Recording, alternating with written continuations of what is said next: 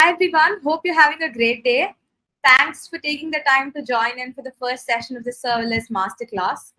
The Serverless Masterclass is our attempt at decoding industry trends. The web development trends for 2021 or 2022, according to Catalyst, is the topic for today. I am Shreyvadya from the Catalyst team. I'm a developer advocate, and I'll be helping you understand what we believe are web development trends for 2022. This is our hello world, and this is the Serverless Masterclass. Our aim is to decode web development trends in today's session. And we at Catalyst believe there are a couple of trends that are going to pick up in 2022. And we would like to help you explore these web development trends and how Catalyst can help you build applications that cater to these trends as well. So largely, this is going to be a vendor agnostic session. So we will be discussing best practices, methods to architect your applications, and multiple concepts and paradigms rather than discussing Catalyst features. So these might be concepts you're familiar with already. These might be new concepts we would love to understand. So anytime you have an input, just raise your hand and you can be our guest. We'll be most happy to entertain you. So moving on the agenda for today. So we would like to look at how you can modernize a e-commerce web application. So we are looking at a monolith. So we will be taking an example of an event, a monolith for an e-commerce application. We will be looking at how we can decompose this monolith in order to create an event-driven architecture that can be supported on a serverless platform. If you think you heard a lot of jargon there, please bear with me. I assure you that you will be able to follow along. We will also learn about API first approach, single page applications, progressive web applications, and we'll try to understand how this can be incorporated in a serverless platform. We've got think tank sessions. Well, these are think tank sessions for you and for me. So we would like to think about a few questions. We would love to see your answers. And we have shout outs planned for the most active attendees. So if you are watching this session right now, make sure you're next to your keyboard and you answer the rapid fire questions. We've got a couple of surprise shout outs planned for the winners. And of course, the rapid fire questions, they're going to be quick yes or no answers or quick naming answers. So, and again, we've got shout outs planned for those who win.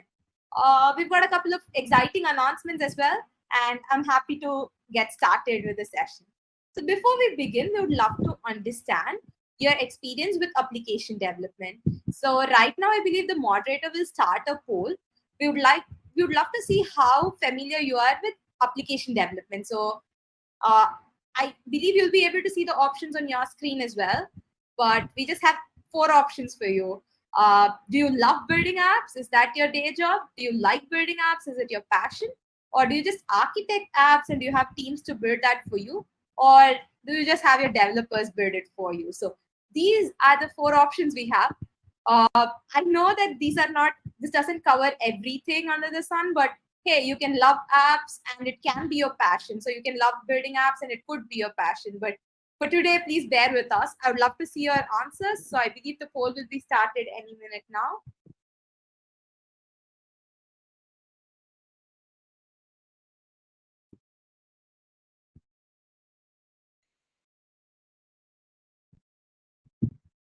That's nice. We have quite a few people. So we have more than 50% of our attendees who love building apps or like building apps. So that's a great thing. And that means you might be familiar with a couple of things that we go through. So we're looking forward to your inputs during the session. I see that we've got a couple of architects as well, and we've not got anyone who's not a tech person. So glad that I found people just like me. So we've got architects, we've got people who build apps because it's their passion, and we've got people who love building apps and it's their day job. Great to know. Okay, so let's take a look at the problem statement for today. Today, we would like to modernize a weak e-commerce application. So we've got this company, Zoho Technologies, who have an e-commerce application for online shopping, tracking, subscription, and other services. Well, why do we want to modernize this e-commerce application? The process currently is such that they've got one monolith that works, but they've not got decoupled services. We'll try to understand why we're doing this and why we decouple as well. Then we'll understand the benefits of an API first approach, making sure that every backend operation is accessible through an API in case it's required. And we'll make sure we design powerful front ends using progressive client frameworks and single page applications. So without any further ado, let's get started with step one. So right now, I'm going to show you how the current application is architected. So this architecture is messy, but it still works. And this is one of the things that we as developers keep saying. It's messy, but it still works. Well, as you can see, this monolith does not have any boundaries. So the order management system is closely coupled with inventory management, which is coupled with product management. So it is not possible to isolate each of the independent components. Well, why should you care about this? When this becomes the case, if there is any change made to any of the independent components, it affects the complete monolith. So as you can see, the monolith has no clear boundaries or domains. Well, it's messy and it works. Does that mean we should fix it, or does that mean we should retain it?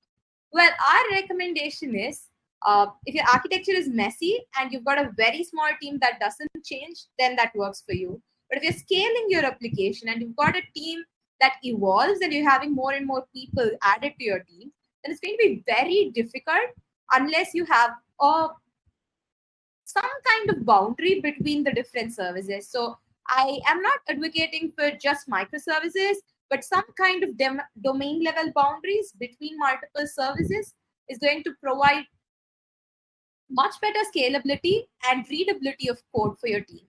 So it's broken, but it still works. Should I fix it? Well, our answer is it depends.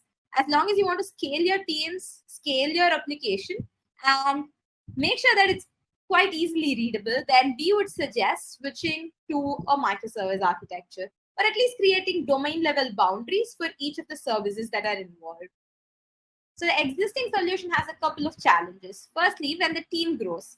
Initially at Zirker, they had only 3 people, but right now they're going to have somewhere around 15 employees. So each employee has 5 reporting people. And when this happens, it leads to a lot of issues with respect to code. So for example, I'm sure a couple of you might be familiar. Feel free to drop a line in the Q&A section if you've gone through this. But several times there is that one person who understands the code base so well, and everyone else is so scared of the code base. Everyone who's joined new, everyone who has little experience is very afraid of touching the code base, thinking it might break. So as the team grows, you don't want them to be afraid of the code base. The code base should be it's your friend, it's not your enemy. So for us to take that approach, this becomes a challenge. Secondly, scaling. So in a monolith, you can either scale horizontally or vertically, but you're going to scale the complete monolith. So let's say you have to increase the scale or increase or scale up the product service, but scale down the inventory service or the payment service, then that is not possible using a monolith. So everything on a monolith scales parallelly, whereas every service in a microservice architecture can scale differently. The rate of innovation is also slightly lowered in our perspective. If you feel differently, feel free to drop us a line in chat. But the reason we say this is because when you have decoupled microservices and clear ownership of respective features, it becomes much easier for teams to own and solve any of the, like, you have bugs, you have features, you have enhancements, everything works faster. Whereas when it's a complete monolith, everyone's afraid or everyone is not able to work as fast. Finally, the availability of APIs. APIs are the holy grail of backend architecture, at least in my point of view. APIs allow your system to be extensible. They allow you to provide endpoints that can be connected to by anyone. So I believe having these 4 challenges is a major concern for Zirker Technologies, which is why we are going to take a look at the event-driven approach. So we've got a user who creates an order. So previously, as you looked at the system, everything is coupled together. So the user creates an order and an order enters the monolith.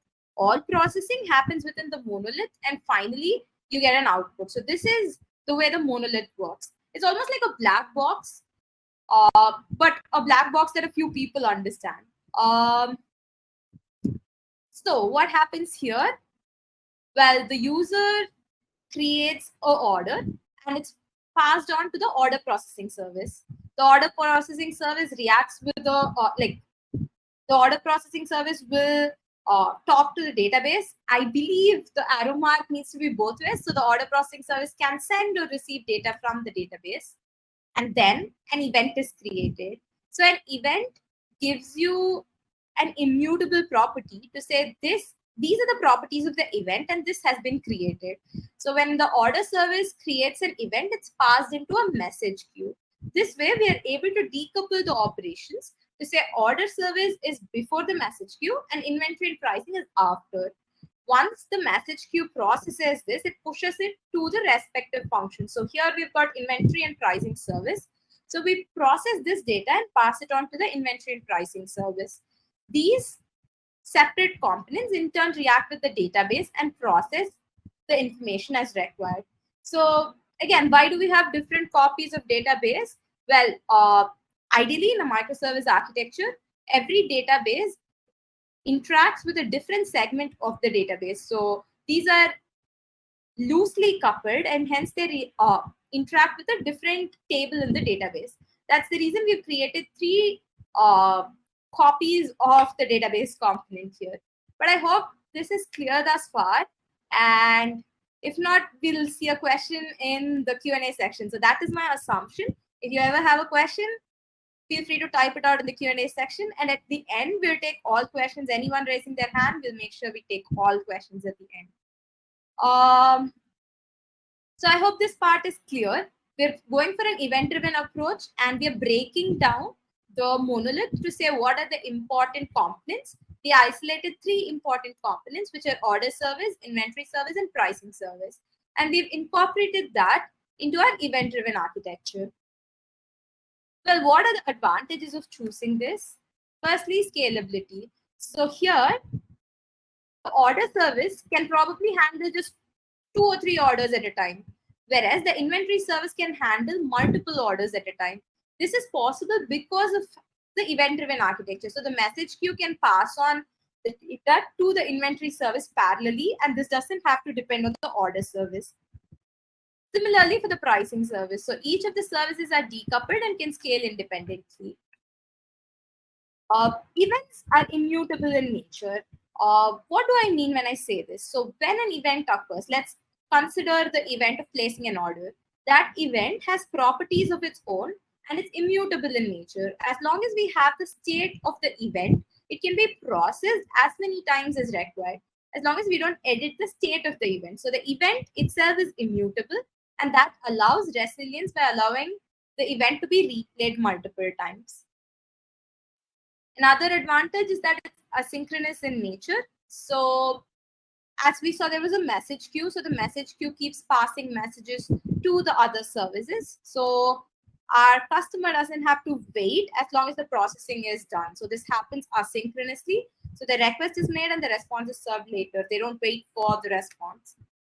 Resilience and replays. Well, this is one of the classic features of event-driven architecture. Events are immutable in nature. So as long as the state of the event has been stored, it's possible to replay an event multiple times. We've got polyglot backends. This is an advantage of a platform like Catalyst, where you do not have to choose a stack and stick to it. So for example, if I find an NPM package, then I'll use a Node.js function for that operation. Whereas I might want to do a JDBC connection using Java later. So I write a function in Java, a function in Node.js, and it works seamlessly. Well, that was step one. So the step one was creating event-driven architectures, decoupling the monolith, and reducing the dependencies. So we've done that for our application. We've got an application with an event-driven architecture. What would step two be? Okay, I'm going to skip this slide because I looked at the profile of the audience. I don't think we need this. But yeah, why do you need an API first approach? Well, you can have any front end that's connected to the same API. So we've got APIs and API gateways, both of which are possible using Catalyst. An API gateway basically takes care of throttling and routing of requests. So the front end interacts with the API gateway, and so does the backend. So the API gateway becomes like an intermediary layer, and it helps perform operations like throttling. For example, in Catalyst, we've got the API gateway that can throttle user requests. So based on the IP address, let's say you get more than 100 requests from the same IP address in a minute. Then you might like to throttle the number of requests and say, hey, you can make only 10 or 20 requests per minute, something like that.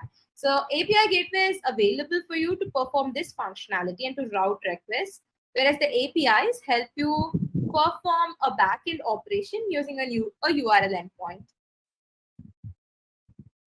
If any of you have tried the Catalyst API gateway, I would love to hear your feedback in the Q&A section. What are the advantages? Well, you can connect any front end and you can decouple dependencies easily. So managing the code base shouldn't be a nightmare, and it wouldn't be as long as you have an API first approach. So every independent component is going to be considered as a service, and every service ideally is going to contain an API endpoint. So you access the service through the API endpoint. And that way, managing the code base wouldn't be a nightmare. So instead of having local calls, you are going to have calls to your API URL. So it's going to be much simpler and it's going to be much easier. Many organizations are adopting an API first approach. So when we refer to an API first approach, we're referring to this paradigm where you start out by identifying the independent services. Then you create an API for every possible service that might be required. And then these APIs are then used in the client. This is a stark contrast to having, so if you're familiar with struts or .do requests, so that was something that was popular previously, but right now, API first approach is what most organizations are adopting. And in this, we've got the REST APIs that are popularly used, and most Zoho products as well come with the REST APIs. So REST APIs have their own methods. I know we've got a bunch of developers, so I don't want to go on about methods and REST APIs. But yeah, so taking an API first approach can make sure that your organization stays on top of the curve and keeps innovating by providing API URL endpoints. Not just that, it's possible to connect to an API endpoint from any type of application. So you can have an IoT front end, you can have a web front end, you can have a mobile front end, and it works the same way. So having an API first approach is definitely recommended. I don't think this analogy works for this group, but let's just try it out. So in the case of let's take an analogy for APIs. So the backend server can be considered as the person doing most of the operation. So they get the ball from the opponent team and they secure the ball. They then pass it on to the person who's midfield. So this happens, and then they pass it on finally so that it can be dunked. So this way we look at it as backend server, API, and front end. So the most of the heavy processing and heavy lifting is done by the backend server. The API communicates this to the front end. Well, this is a small API specification. You'll be able to write more detailed specifications using Postman, and you can use our API automation testing tool in order to test your APIs. So I have just created one REST API format for anyone who is non-tech on this call. But hey, so the method I use is get. I've got my request URL and response format. So these are the prerequisites for an API. And since we don't get a question, I'm going to proceed, but I think all of you are on the same page. So that was step two. Step one was creating an event-driven architecture and decoupling the microservices. Step two was creating an API first approach, making sure that there is a REST API endpoint for every service in our e-commerce application. Well, what's step three? Step three is creating SPAs.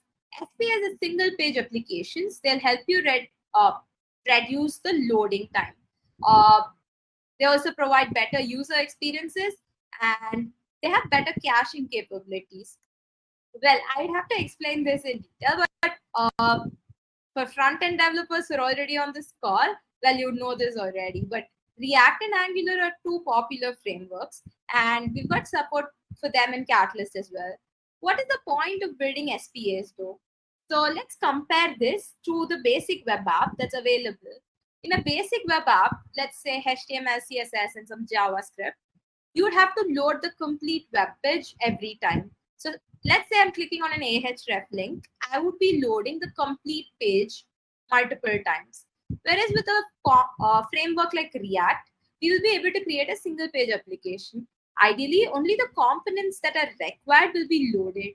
The rest will be available already on our web page. So for example, if I'm clicking on an Ahref link, the nav bar is not going to change. The nav bar is going to remain as is.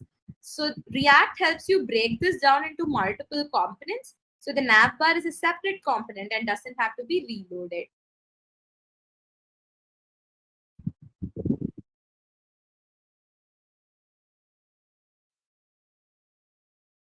Well, we've got one of the questions that says the RESTful API shouldn't use verbs. Definitely agreed. And one of the other things I'm not sure if you noticed, Marco, is the REST API had get all items. I could probably just say slash items. That makes sense. And not only that, it's because the method is already specified. So we specify the method as get. So we don't need slash get all items. Make sure it's incorporated, and that's really good feedback. But ideally, the goal was to show the non-developers maybe how a REST API URL looks. But for anyone who's taking a look at this video, let's make sure we use slash items and not slash get all items, because we have get in the method already and it's not required to have that. Thanks, Marco, for that. So here we are with SPAs, and we had done a session on SPAs and how React apps can be done built using Catalyst. We'll make sure we link it in our forum. So along with this post, you'll receive a sample React app that has been built using Catalyst.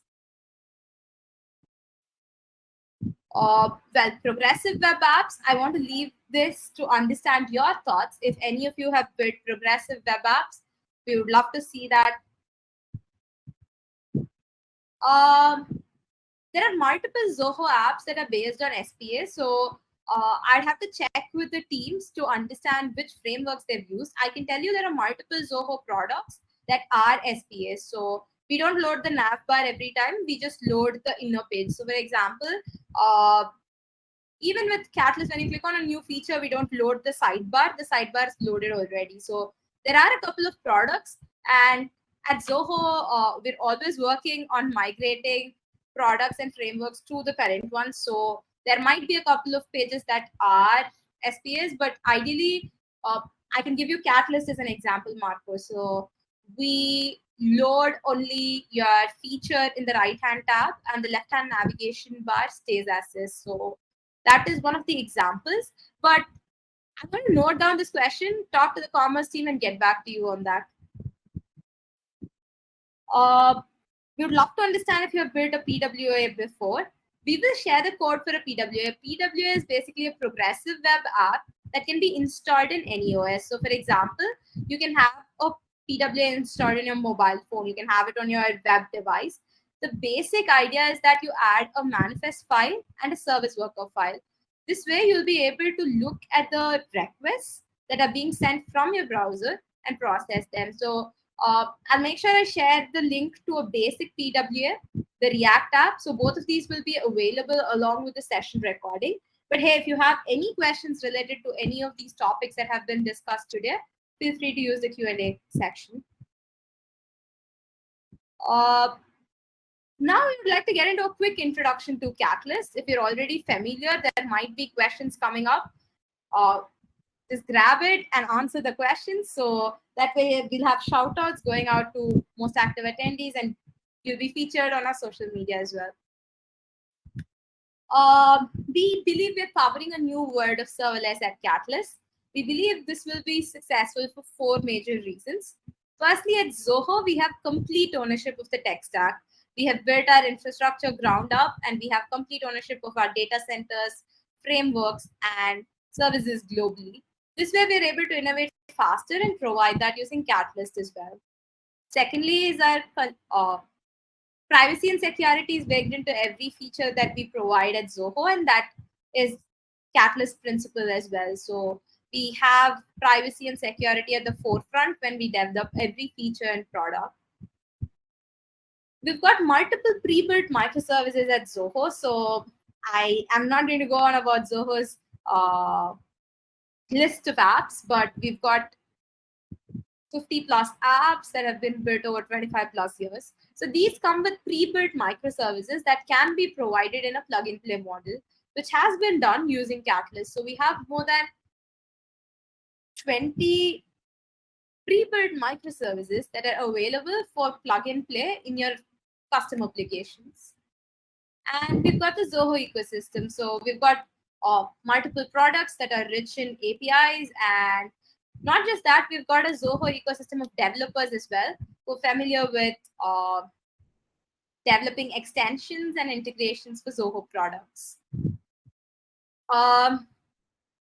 If you're familiar already, this is just going to be a quick overview, but what is Catalyst? Catalyst is a pro-code, full-stack, serverless application development platform. Well, why choose Catalyst? So Catalyst will take care of serving your backend requests. So we take care of provisioning, patching, and monitoring. So all you have to do is write code and deploy it. Why Catalyst? Well, we have complete ownership of the tech stack. We provide a completely free sandbox. So our sandbox environment is fully featured and completely free. We have decoupled environments for local debugging, development sandbox, and production. We follow a pay-per-use model. So pay-per-use, pay as you go. That way you don't have to pay unless you use Catalyst that month. So not just that, we've got transparent pricing as well. Our local debugging and development sandbox is available for free. We do not take credit card details until the project is deployed to production. And once deployed, we follow pay-per-use. So when do you use Catalyst? This is a question I get asked very often when I go on calls. So I thought I would include it here. When you have REST APIs that need to be built, you need REST API endpoints, then Catalyst is a good fit. When you need web client applications, both the front end and back end, Catalyst is a good fit. Mobile apps, the backend for mobile apps, we've got backend capabilities to power that. Microservices, so you just need background tasks to be performed. Well, you can write a Catalyst function, you can create a circuit, and we can perform background operations for you. Advanced AI tasks are available from our Catalyst ZIA suite. So this is based on Zoho's investment in R&D in AI. So this is available as APIs across Zoho products. So for example, Zoho People has a face analytics API to allow face comparison. Basically, we compare the person who's marking their attendance versus the face in the database to say, is it the same person? If so, we mark attendance. So the same API is available as the REST API endpoint on Catalyst. Ideally, two types of operations are most suited, which is scheduled and event-driven tasks for a serverless platform.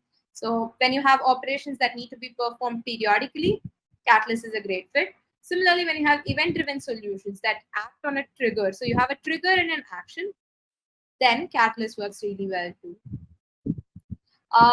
In the previous slide, we do not cover every possible use case. We tried to make a list of most common use cases. However, if you have a use case and you're not familiar or sure of Catalyst could be the good fit, then you can always write to us at support@zohocatalyst.com. Me and the team will be more than happy to jump on a call with you and answer your questions. So with what can you build with Catalyst? Well, with Catalyst, you can build almost anything. I mentioned a quick introduction, and this is going to be the last slide on introduction. So if you have any questions about Catalyst, these are the 3 slides. This is the last one.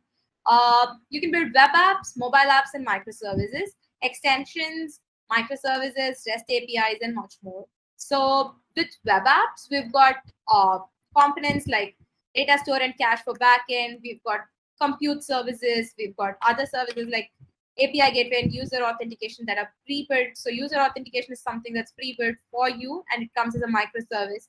We've got application-specific services for web apps like web client hosting, domain mapping. So web client hosting can be used to host your basic React or Angular apps. Domain mapping can be used to map your custom domain to a Catalyst application. Similarly, you can build a mobile app as well. You can use the file store, the cache for backend services. You can have monitoring and other things. With web apps and mobile apps, the focus is on providing richer user experiences, whereas with microservices, the focus is on providing reliable backend services. So we've got pre-built and custom microservices for sentiment analysis, keyword extraction, OCR, and much more. This is available on the Catalyst console and can be tested on 3 clicks, I guess. Yeah, just 3 clicks on your console and you should be able to get to microservices.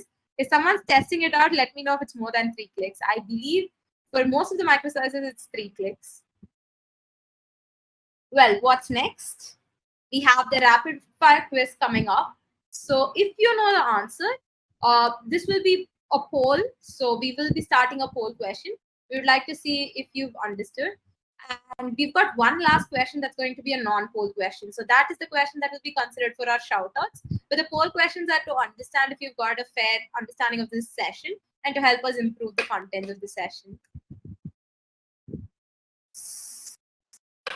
Could we move on to the next slide, please? We might be having a bootcamp on March 31st.